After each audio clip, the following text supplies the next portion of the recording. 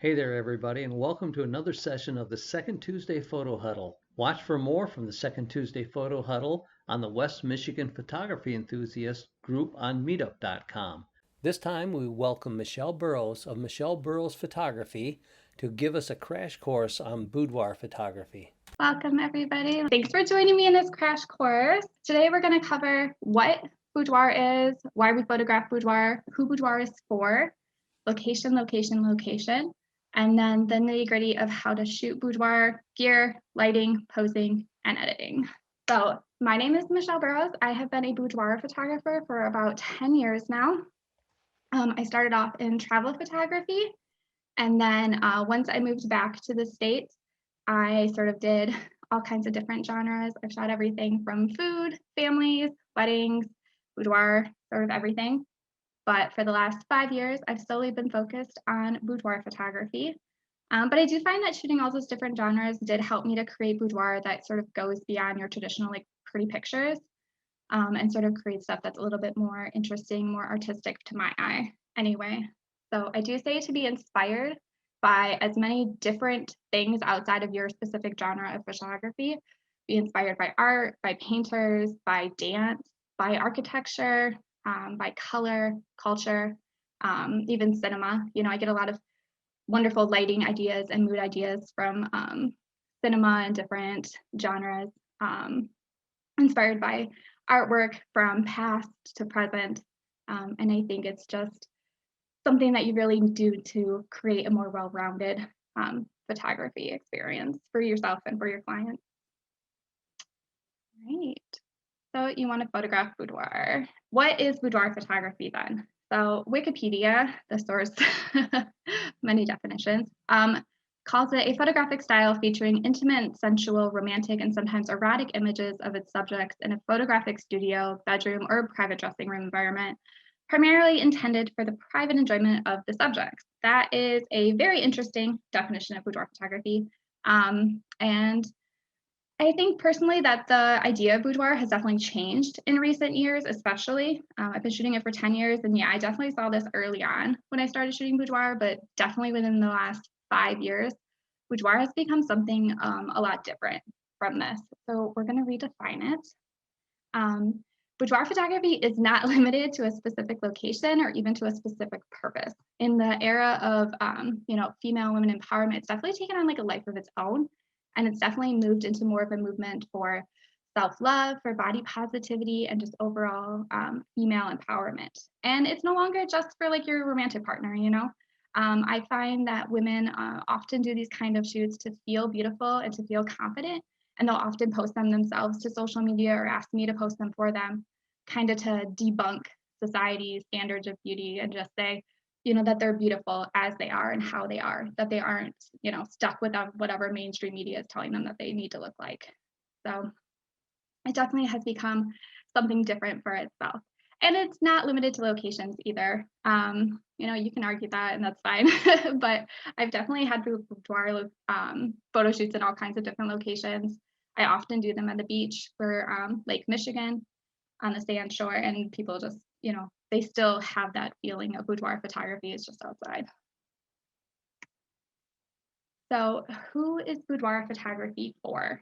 It's usually geared toward the everyday woman who hasn't had the experience of being professionally photographed outside of special occasions. A lot of my subjects tell me that they haven't been photographed since like their wedding, since their high school senior photos, maybe like once a year for like Christmas family photos or something.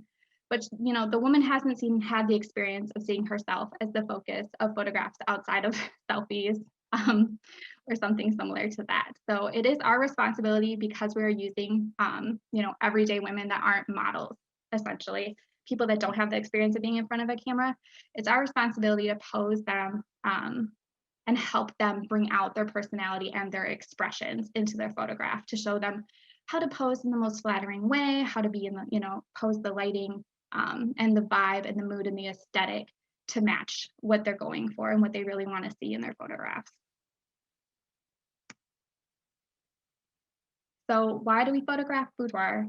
It's to help women feel empowered. Now, I do say women often. I mostly photograph women for boudoir photography, but this, you know, it's also for men or couples or whatever, but it helps women feel empowered and to regain their self-confidence, to help them see how beautiful and strong they look, and to help them recapture a sense of themselves. Most of these women haven't seen themselves in beautiful photographs in forever, and their mothers, their grandmothers, their business women who have kind of like lost that sense of what it feels to just be beautiful and confident. So we try to get that back for them. Right. Location, location, location. Like I mentioned, you are not limited to a dressing room. Boudoir is the French word for dressing room. You may or may not know. And you're not limited to a studio even. They're both totally fine locations, but you should really photograph wherever you feel creatively drawn. Different backdrops will give you more richness, more depth to your photographs. And especially, I like to try to match the interest or hobbies or personality of my clients to their location.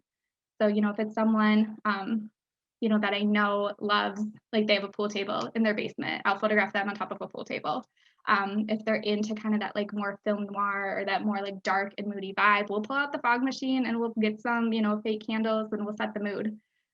They like to be outside, if they're a dancer, if you can incorporate that in any way, don't be afraid to experiment and to like really match the aesthetic of your client. All right, breeze through that. Any questions on the first half? Okay, so let's move on. Okay, gear, photographer's favorite discussion. You only need a couple things to get started with boudoir photography, honestly. A decent camera body, unless you're shooting with like your iPhone, which I won't say anything, but don't.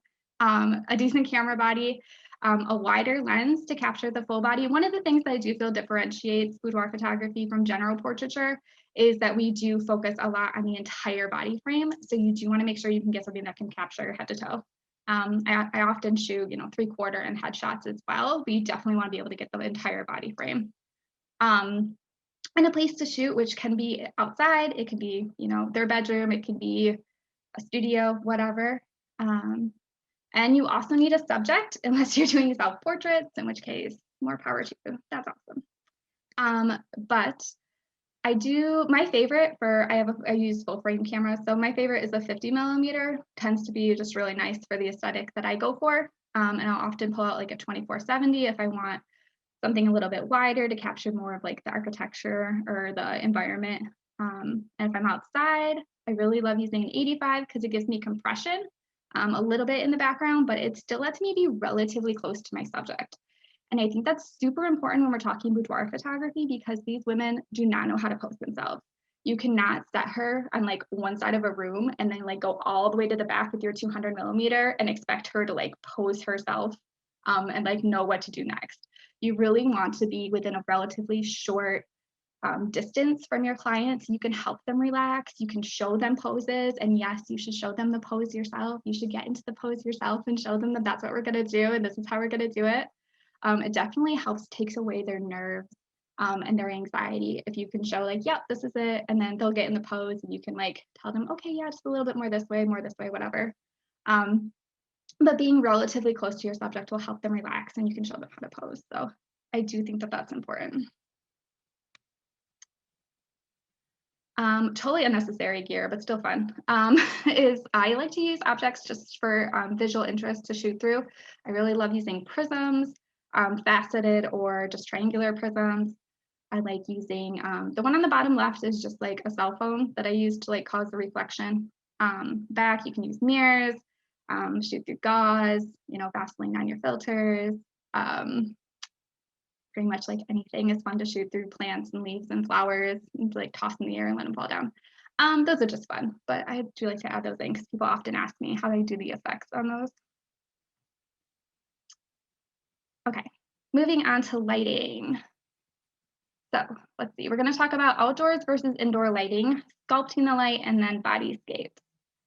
So if we're outdoors, my favorite light is the sun and a reflector, if possible, but we live in Michigan, so, that's it doesn't happen very often. So I'll also bring, like I like to keep it simple though. I will bring like 1 or 2 strobes, off-camera flash, keep the modifier simple. If you're going to be outside, bring an assistant or sandbags.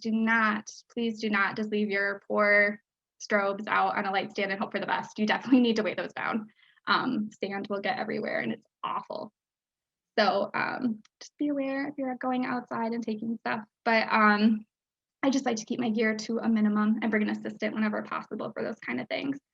Indoors, you know, simple, whatever you like to use. If you prefer constant or you like strobes, they're both fine. I prefer constant because I find that with clients, the flash can kind of like give them a little bit of like a deer in the headlights type of vibe. They kind of like get a little like scared when they kind of feel like it like takes away from the mood. So I do prefer LED panels.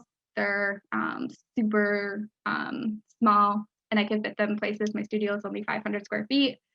So anything that is on the small side. Otherwise, for indoor lighting, if I just don't have any other choice, I'll use just really large umbrellas and reflectors to create a more like soft lighting. It's just what I prefer, unless we're going for something harsh.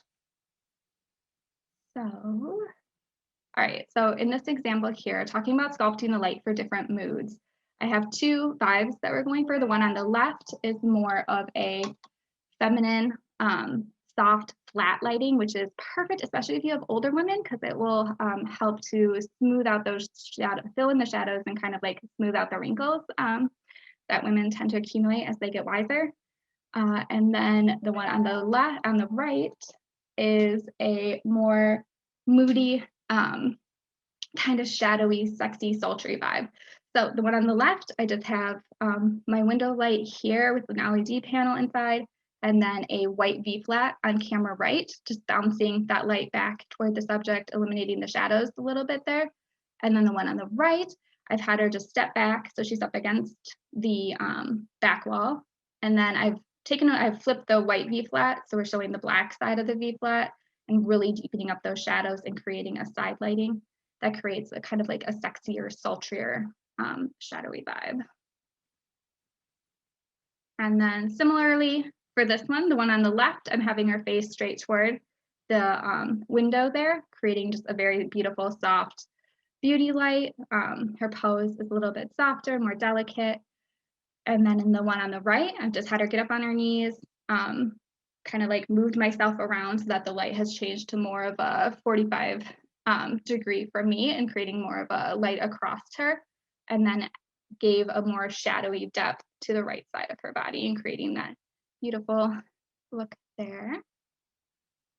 All right, and then for bodyscapes, you know, I like to keep them simple, just a strobe or a simple flash in a strip box with a grid if you want to prevent light spill.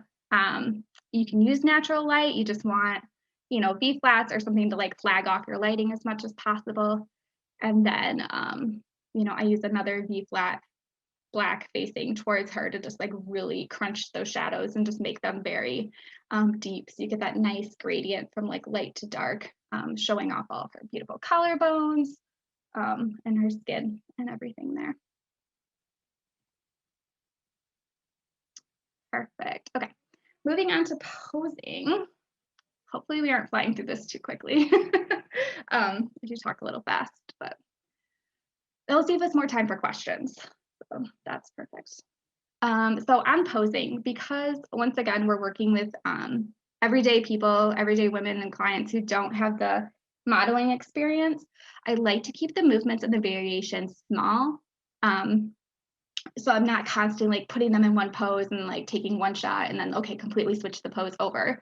You know, small variations in having them move their hands up and down their body, having them, you know, change the angles of their faces and their expression can really create a ton of variety in a relatively small amount of movement for them.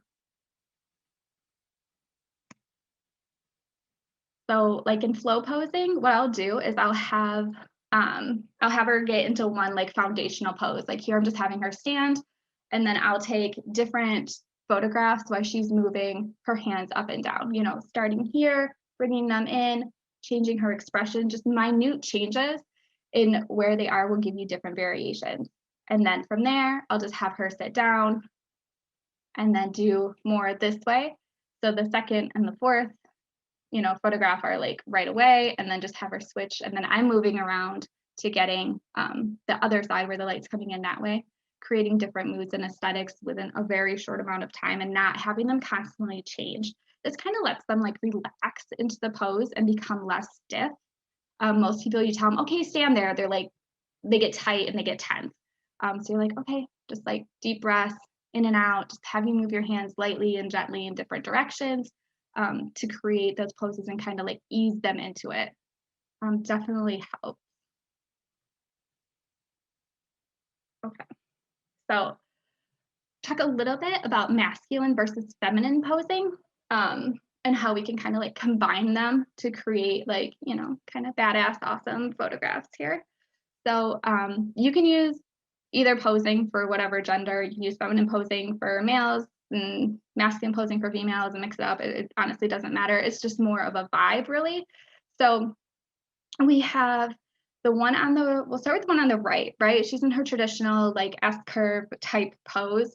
She has her back hip, you know, leaning the weight there, turning the hips about a 45-degree angle. Her legs are coming one in front of the other to create a very, you know, elongated, thinner shape here. And then her head, you know, coming up over her chest. She's got that slight back arch. Her head is slightly tilted. So we're creating that beautiful, elegant line there. But then I've had her like raise her arm for these kind of like almost jarring triangular shapes at the top, which create kind of like it draws like your attention right up to where the wings are. And it's creating this very like aggressive, kind of like more confident energy that you generally see in masculine posing that has that angularity, that is more confident and more aggressive. And it kind of adds like a little extra punch, which keeps the image from being too soft, especially with like her tattoos. Like it would look, in my opinion, it wouldn't look as cool, honestly, to have her in a very like soft pose with that kind of energy, but bringing in a little bit of that triangular shape, that masculine shape, like punches up the photograph just that little bit and kind of like, oh, okay, I see it. So the one on the left, she's in a more traditional masculine pose that I would consider. Her knees are up, creating that kind of like angularity. Her right arm is kind of like stretched out, creating another triangle between her thigh and her rib cage and her lower arm. And then she's like leaning a little into that hand that's like softly resting her chin, like on that hand there, and creating that softer vibe. Her chin is tucked in a little bit, so the eyes appear larger. It's a very feminine, soft pose for her face that's counter that kind of more angularity of her body shape. So that's how we can kind of like mix masculine and feminine elements here. Awesome. Okay, so in-body versus out-body posing. In-body just kind of refers to being inside of the body frame. Her arms are kind of like tucked in, creating a smaller form, a softer posture. It's generally considered more feminine, you know, creating a smaller shape. Do be aware of like pushing the arms in a little too far. You kind of create, you just make like the arms look a little bit larger than they are. So just something to keep an eye on. But her shape is generally all created inside of that body frame. On the left one, where on the right, she has out body posing. She's showing off the this more triangular, creating shapes in the body, pushing her arms out away from her body. Her feet are coming out away from the hips, creating a lot of shape and a lot of triangles. It's showing off her rib cage, her tiny waist. You know, it's creating a lot of angles and shapes. It is definitely a more masculine posture. You can see a little bit though, where we're still slightly creating that S shape by having her camera left knee is like inward just a little bit. If you want it to be more masculine, you can push that knee out, really take it a bit more aggressive, more confident, more dominating kind of energy. But here she has it inside and it's creating that nice S curve from the tilt of her head again, down her chest, out to her hips, and then down into her knees. So once again, we're just creating that kind of like mix here that I really enjoy. But if you want it more masculine, just break the S curve, move the knee out to the left a little bit more. Okay, another thing I want to talk about is the position of your camera relative to your subject's eye line. This slightly drives me crazy, is I feel like a lot of photographers will just, they'll just stand. They'll stand or they'll put their camera on a tripod and they will never change from that eye level of where their camera is at. And you can create a lot of different mood and vibe by where you're shifting your camera relative to your subject's eye line, okay? So on the left here, we're at eye level. The camera lens is more or less on level with her eyes. And that's fine. It looks pretty. It's totally a fine photograph. It's not adding or subtracting from any way. But you see in the one in the middle here, I've had the subject sit on the floor, and I'm standing over her a little bit so that she is looking up into my camera lens and I'm filming down onto her. Shooting above their eye line creates this more feminine, submissive posture, simply because women and children tend to be shorter than males, right? So if you're looking down on someone, generally it feels like they're more submissive. They're more softer, more feminine. Do be aware, don't take this to the extreme. Do not stand on a ladder and photograph down and foreshorten the poor subject's feet. Whatever is closer to the camera lens is going to appear larger relatively. So you don't want them to have like a giant forehead and like little teeny feet, okay, and like legs. So just do be aware of like foreshortening the legs a little bit too much. And just don't take it to the extreme. So the one on the right here, we're showing the opposite, where I'm crouching down on the floor, shooting up into her eyes. I'm below her eye level, shooting up. She's looking down at me into my camera angle. And it creates that more dominant, confident, kind of aggressive, more masculine type of energy. You see this often in fashion magazines, high fashion art, where they kind of want to have that almost like snooty, kind of like, I'm better than you, I'm looking down my nose at you, kind of vibe, which, it's a look, it looks fun. So that is something to be, to look for and kind of create that more like confident energy there. Just be aware, like don't shoot up into the nostrils if you can avoid it. It's not very flattering. So you can have them tilt their chin down a little bit, or don't crouch down quite as far. Or you can like I sit on a little step stool because I'm not sitting there on the floor for like an hour. But just looking up into them creates these 3 different moods here, which is the same for this slide here. First one on the left, I'm just straight at her eye level. Perfect, looks beautiful. The one in the middle, she's kneeling on the bed and I'm overhead on a little step stool, kind of like shooting down into her eye line there. And then the one on the right, she's kneeling on the bed and I'm crouched lower in front of the bed, like shooting up into her eyes there. And it definitely, you can see how the vibe sort of shifts one to the other. Okay, moving on, we have editing. It is my opinion that if you light the photographs well, if you pose them well, and if you style them well, you will not have to edit. I'm a photographer. I don't want to spend all my time editing. I try to keep it as minimal as possible. I will use like the healing or the clone tool if they have like temporary blemishes, acne marks, bruises, cat scratches, dog bites, whatever. That kind of stuff, like obviously you don't want them like immortalized in your photographs. So I will remove those. I'll use frequency separation to kind of like even out their skin tone. Like especially the hands tend to turn red, different stuff like that. You do want to even out their skin tone just a little bit to help with that kind of stuff. And then I'll just use like a curves adjustment layer to adjust like color contrast or curves or anything like that. Color correction or contrast, but just make sure you're keeping skin tones as accurate as possible. We don't want people to look blue or magenta or yellow. We really want them to be like human looking, non-alien-esque. All right, so the most important thing is just to remember that boudoir photography is really about drawing out your subject's personality and authenticity to be apparent in a still photograph. We are taking beautiful, we're posing people and we're lighting them in a flattering way. And we really just want them to see themselves in the photographs in the best way possible. If you're newer to boudoir and you don't know how to pose someone yet, it's a great idea to bring in an experienced model and have her kind of go through the poses, take a bunch of photos, look at which ones you like, and you're like, yep, that posing is great. Take other ones that you're like, no, I don't like this. And then learn how to direct her. Like if you can ask them, male or female, do your own flow for a couple minutes, and then I'm going to try to get you into the pose that you did that I liked, and see how hard it is to direct someone, because that is not easy. It sounds easy, and then you go and then you blank out, and then you're like, I don't remember how to pose. So it's definitely something to practice before you actually like, someone is paying you and you feel the pressure of that. Most importantly, don't forget to have fun. Make it fun for you, make it fun for your subject. Their enjoyment will show in the final photographs. And just get out there and experiment and have fun.